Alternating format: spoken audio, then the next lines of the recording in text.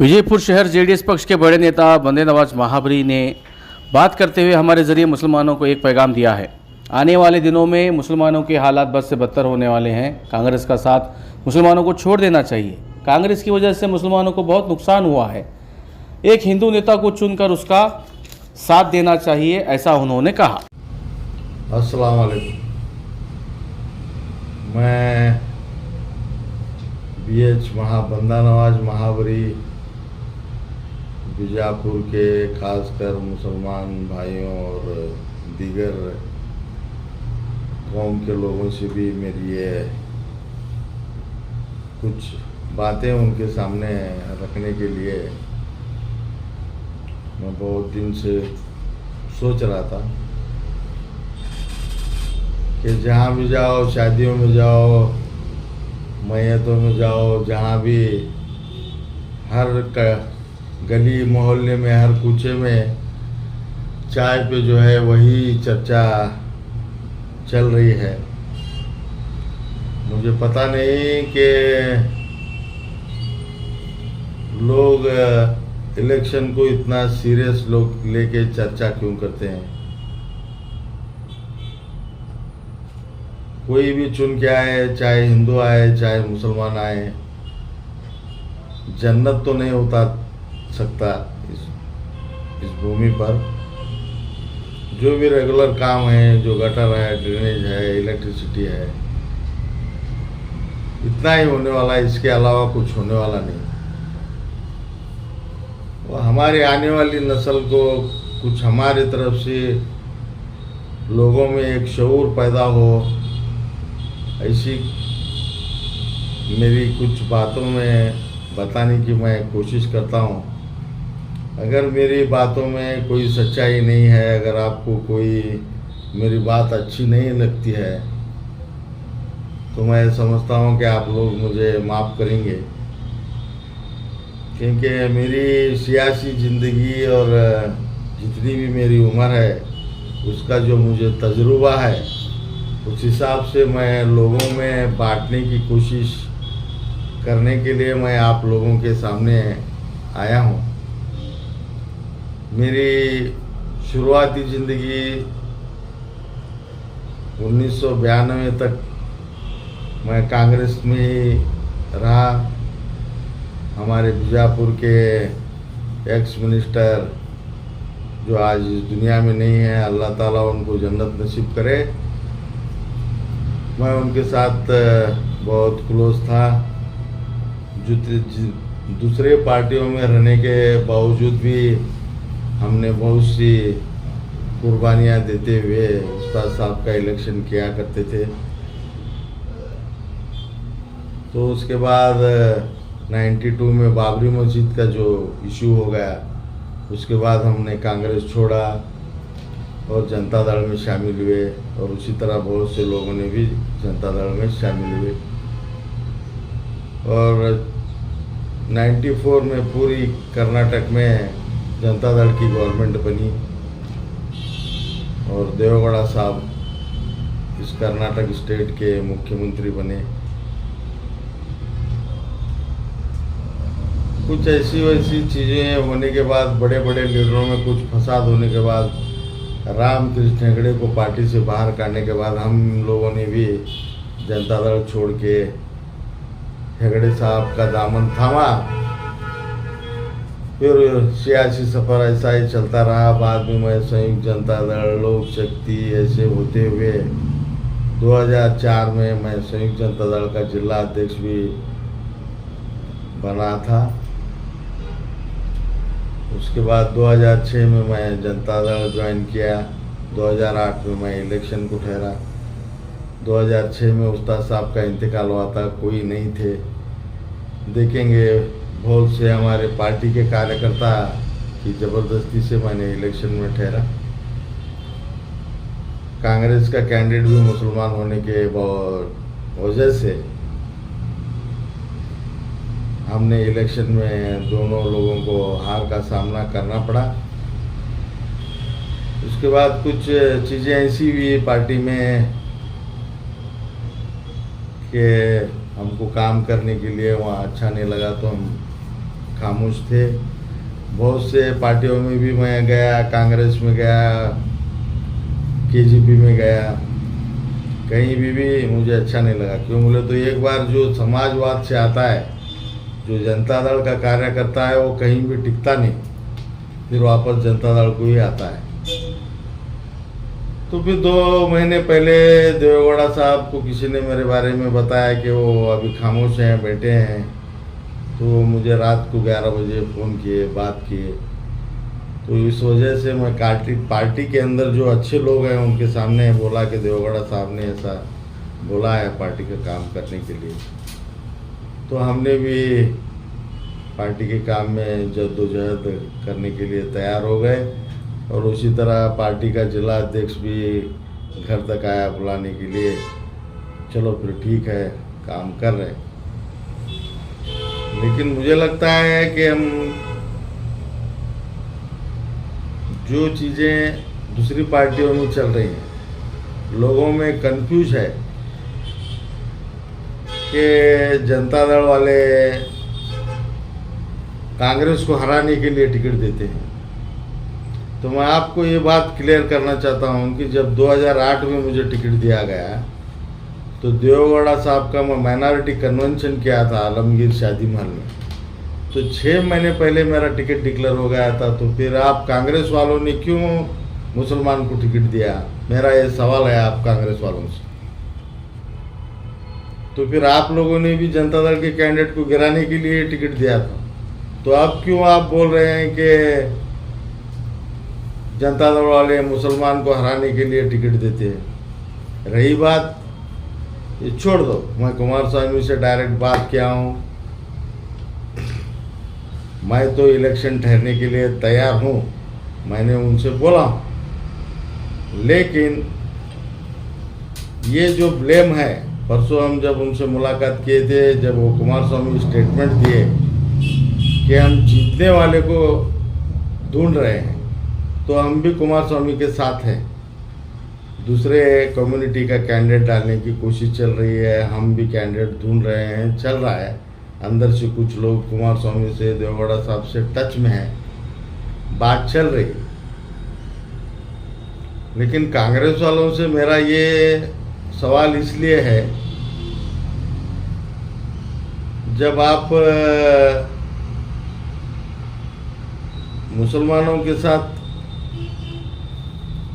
जब से आप आज़ादी के बाद मुसलमानों का रिजर्वेशन आप लोगों ने काटा, बाबरी मस्जिद को आप लोगों ने गिराया, साचार कमेटी बन के 15 साल हो गया, उसका आप आज तक उसका कोई पता नहीं। मुसलमानों की आज जो हालत है उसका पूरा जिम्मेदार आज कांग्रेस है। हाँ, मैंने भी गलती की थी, कांग्रेस ज्वाइन किया था 2013 में। मैं कोई फरिश्ता नहीं हूँ, मैं भी एक इंसान हूँ, मेरे हाथ से गलती हो गई हो। लेकिन फिर 2018 में मेरी गलती सुधार लेने के लिए मैं फिर से जेडीएस जनता दल ज्वाइन किया। मैं इस बार जनता दल का काम इसलिए कर रहा हूँ कि मुझे कोई इलेक्शन ठहरने के वजह से मैं मैदान में नहीं आया। लोगों को सही संदेश पहुँचाने के लिए हम आज पार्टी का काम कर रहे हैं। जहाँ तक कांग्रेस का सवाल है, कांग्रेस के 27 लोगों ने टिकट 2-2 लाख रुपए भरकर अर्जियां दी हैं। मुझे समझ में नहीं आता मैं उनके बारे में क्या बोलूं। वो मेरे सब दोस्त हैं, उनके दिल को बुरा ना लगे, अगर उनको बुरा लगे तो मुझे वो माफ़ करें। मेरा उनसे ये कहना है कि अब देश की हालत अच्छी नहीं है, देश में बहुत लोग परेशान हैं, सर के ऊपर से पानी निकल चुका है। आपको मुल्ला मौलवी लोग गलत रास्ते पर ले जा रहे हैं, आप उनकी बातों में मत आना। स्टेट के अंदर मौलाना लोग कांग्रेस की सुपारी ले चुके हैं, ये आपको मैं समझाना चाहता हूँ। लेकिन मुसलमान जो इलेक्शन ठहरने वाले हैं कैंडिडेट, उनसे मेरी अदबन गुजारिश ये है कि आप बहुत सोच समझ कर इलेक्शन लड़ें।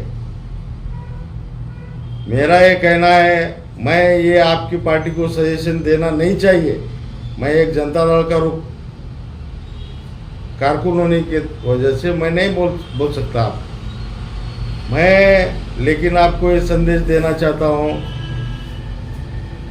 आप मुसलमान पूरे एक होकर किसी एक हिंदू रहनुमा को आगे करके आप इलेक्शन करो, चाहे वो शिवानंद पाटिल हो, चाहे वो अपू पट्टन शेट्टी हो, चाहे वो यशवंतराव गौड़ा हो, दूसरे कोई भी हो। ये क्यों बोल रहा हूँ मैं कि मुसलमान कैंडिडेट ठहरने की वजह से कम्युनल इलेक्शन होता है, उसका मौका मत दो आप। आने वाले 10-15 साल मुसलमानों के लिए बहुत कठिनाई से गुजरने वाले हैं, इसलिए एक हिंदू रहनुमा को आगे करो। मैं भी हमारे पार्टी वालों से ये गुजारिश करता हूँ कि आप भी एक हिंदू कैंडिडेट को ही दे दो। अगर मुसलमान को डालना है, अगर CM इब्राहिम साहब अगर बीजापुर से ठहरना चाहते हैं तो हम भी हंसी खुशी उनको या उनका स्वागत करेंगे। लेकिन जो भी सियासत में चल रहा है, जो वोटर लिस्ट में से मुसलमानों के नाम कट हो रहे हैं जिस तरीके से, ये कोई नई बात नहीं है। ये इलेक्शन कमीशन का हो या सरकार का एजेंडा होता है, इसलिए आप मुसलमान आपस में टकराने की बजाय एक हिंदू रहनुमा को आगे कीजिए, चाहे वो कोई भी हो। हालात अच्छे नहीं हैं। इसके अलावा मैं लोगों से ये अपील भी करना चाहता हूँ कि जो मुसलमान भाई हैं, जो हमारे गैर कौम के जो भाई हैं, उनके साथ हमारा लेन देन, हमारा अखलाकी किरदार कैसा होना चाहिए वैसा हमारा नहीं है। हम आज गैर कौम के अंदर बदनाम हैं। इसको ठीक करने के लिए मुल्ला मौलवी लोग जो हमारे काम करना चाहिए था वो किए नहीं। उसके अंदर इल्म के अंदर इजाफा कीजिए। हुजूर सल्लल्लाहु अलैहि वसल्लम ने जो हम लोगों को फरमाया है उसका सही जो भी इल्म है मस्जिदों में जुमा के खुतबे में देने की आप कोशिश कीजिए। हालात हजरा के बारे में बोलिए। ये मैं आपको क्यों बोल रहा हूँ, हम मेरी भी अभी 59 चल रही उम्र। एक इंसान का भरोसा नहीं है। जब तक हमारी आखिरी सांस चल रही है, कौम को हम हमारा जो संदेश है वो पहुंचाने के लिए मैं आपसे बात कर रहा हूँ, क्योंकि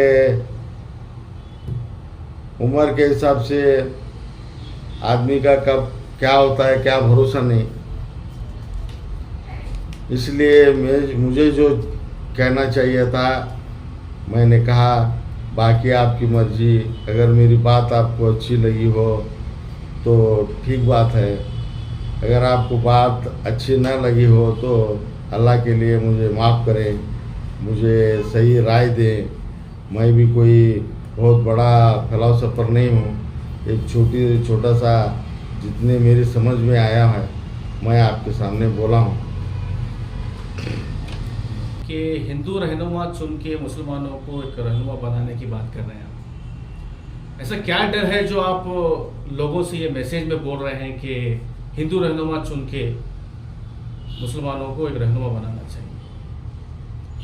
हालात अच्छे नहीं हैं। जो सच है वो मैं बोल रहा हूँ।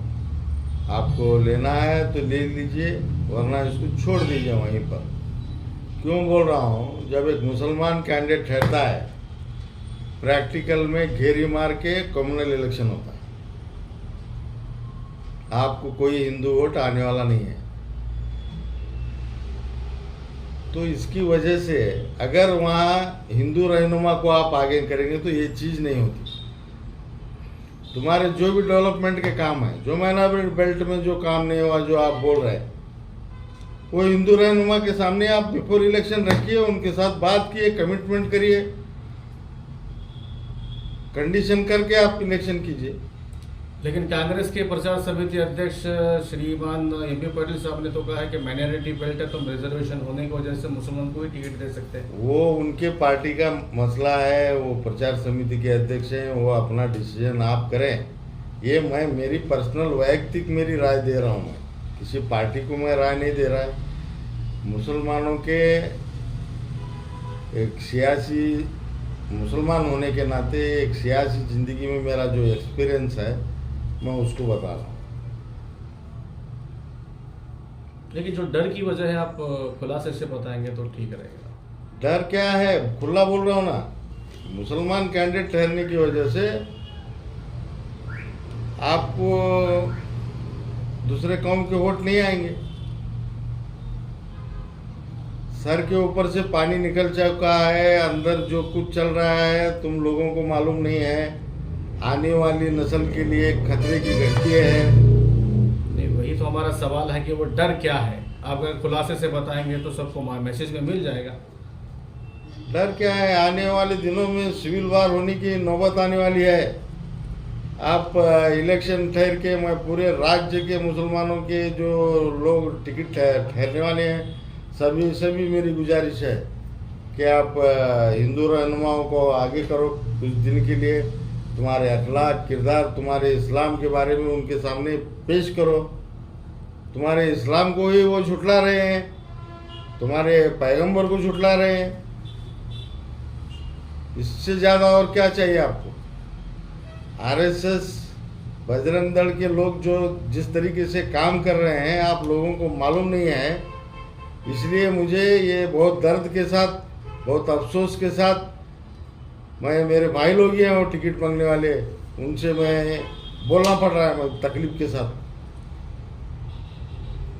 तो रहनुमा तो मुसलमान लोग मुसलमान ही चुनेंगे, जैसे आपने बताया कि हिंदू रहनुमा चुन के आप अपना जो भी वक्त लगता है, थोड़े दिन लगता है। जब तक इस देश की परंपरा, इस देश में 6000 जातियां हैं, 6000 जातियों के 12000 भाषाएं हैं, हमारे सबका रहन सहन का तरीका अलग है। इस देश को ये जो लोग जिस तरीके से तोड़ना चाह रहे हैं उतने आसानी से ये टूटने वाला नहीं है। लेकिन लोग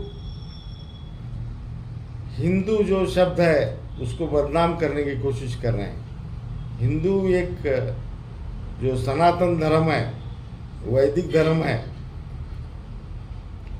एक श्रेष्ठ धर्म है, उसको बदनाम करके हिंदू को हिंदुत्व के रूप में करने की ये जो साजिश चल रही है देश में। कल ही किसी ने कहा कि हमने हमारे कुछ कार्यकर्ताओं को इन्होंने मारा 46 कुछ, तो इसके बदले में हमने 2000 लोगों को मारा। ओपन बोल रहे हैं ना वो। ये घटना कहाँ की आप जो बता रहे हैं? वो कुछ गुजरात की। अब दिन ब दिन होता है ना, मॉब लिंचिंग होता है।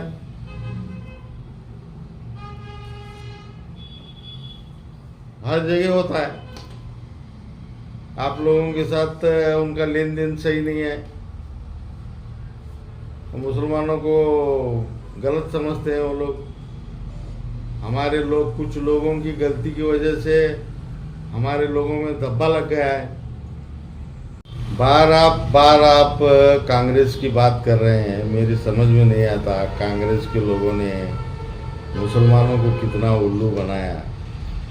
सिद्धरामैया एक सेकुलर मुख्यमंत्री था, 5 साल अच्छी सरकार दिया। ये हलाल कट, हिजाब, ये अजान, ये ऐसी वैसी जो छोटे मोटे मसलों में हमारे लोगों को फंसाकर, अगर इसके बारे में अगर कोई खिलाफ स्टेटमेंट दिया है तो जेडीएस वाले कुमार स्वामी और सीएम इब्राहिम दिए। जब सिद्धरामैया इसके बारे में कुछ बोलने की कोशिश किया तो हाई कमांड वाले बुलाकर सिद्धरामैया को ताकीद दिए कि तुम हिंदुओं के खिलाफ, मुसलमानों के फेवर में ज़्यादा मत बोलो। तो ये फिर कैसी ये कांग्रेस है? ऐसी कांग्रेस को आप अपनाएंगे? तुम्हारी मर्जी। जब एक आदमी खुलेआम तुमको सपोर्ट कर रहा है तो वैसी पार्टी को आप सपोर्ट करने के बजाय जो 70 सालों से आपको परेशानी में डाले हैं, हर चीज़ से आज हमारे अंदर एम्प्लॉयमेंट ख़त्म है। आज कहीं भी जाओ आपको बैंक में लोन नहीं मिलता, आपको कहीं भी रिस्पेक्ट नहीं है।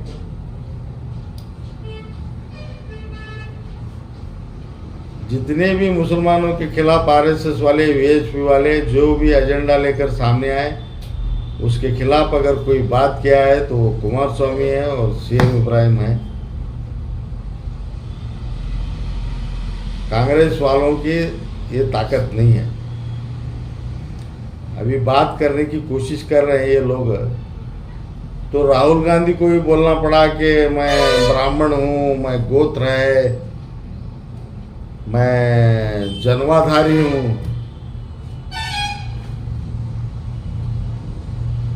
तो तुम्हारे बाप ने ही बाबरी मस्जिद की खोलने के लिए चाबी दिया था, तो आज तुमको मुसलमान के वोटों की जरूरत पड़ गई। 2014 के अंदर आपको जनेवार गोत्र के बारे में बोलना पड़ा, अच्छा क्योंकि हिंदू वोट छोड़ के जाएंगे। तो फिर आज तुम बाबा साहेब अम्बेडकर, ज्योतिबा फुले, आरएसएस के खिलाफ, अम्बेडकर ज्योतिबा फुले की तारीफ कर रहे हो। आज मुसलमानों की जरूरत पड़ गई और फिर आप आरएसएस के खिलाफ बोल रहे हो, जबकि मूलतः आरएसएस की पैदाइश करने वाले कांग्रेस वाले हैं।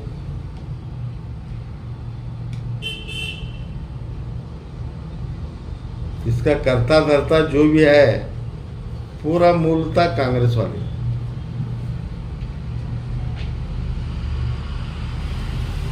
बहुत सी चीज़ें हैं, ये मैं तो पहली बार कुछ बातें आपके सामने शेयर कर रहा हूँ। इसके बाद कुछ लोगों में बात होगी, कुछ हमारे भी चाहने वाले मेरे से कुछ बोलेंगे, कहेंगे, तो फिर मैं आपके सामने आऊँगा, आके फिर मैं बोलने की कोशिश करूँगा। एक बार बोल के मैं घर में बैठने वाला नहीं हूँ, क्योंकि जो भी बात है मुंह पे बोलने की मेरी पैदाइशी आदत है। वो मेरे माँ बाप ऐसा झूठ बोलने का मुझे सिखाया नहीं। जो भी है मैं मुंह पे बोलता हूँ, लोगों को चाहे अच्छा लगे या बुरा लगे, मुझे इसका कोई ये नहीं है। मेरे आखिरत के बारे में मैं सोचता हूँ, आदमी का क्या भरोसा ये पता नहीं। इसलिए जितना मेरी समझ में आया मैं इतना बोला हूँ। मेरे से बहुत से अच्छे दानिशमंद, आलिम, हाफिज, बहुत से अच्छे लोग भी हैं, जो मैं उनसे भी गुजारिश करता हूँ कि आपके दिलों में जो भी है आप भी बाहर आकर लोगों को समझाने की कोशिश करें। वक्त सही नहीं है, ये बहुत मुश्किल से हम गुजर रहे हैं। आप सोशल मीडिया शायद देखते नहीं हैं, आपको पता नहीं है, किसी भी वक्त आपके साथ कुछ भी हो सकता है। बहुत सर से पानी निकल चुका है, घर से बाहर आने की ज़रूरत है आपको। अगर घर से बाहर आप निकलेंगे नहीं तो आने वाली नस्ल